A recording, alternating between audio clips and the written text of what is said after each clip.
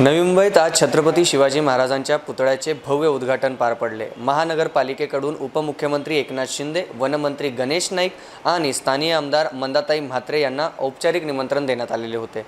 मात्र या कार्यक्रमाला उपमुख्यमंत्री एकनाथ शिंदे यांची अनुपस्थिती असल्याने किंवा त्यांच्या पक्षाच्या कोणत्याही कार्यकर्ता किंवा नेता कार्यक्रमस्थळी नसल्याने विविध चर्चांना उधाण आलेलं आहे। विशेष म्हणजे स्थानिक राजकारणात गेल्या काही दिवसांपासून एकनाथ शिंदे आणि गणेश नाईक यांच्या भूमिकेबाबत सुरू असलेला दुरावा किंवा मतभेद जे आहे याबाबत सातत्याने चर्चा जी आहे ती रंगलेली दिसून येत आहे।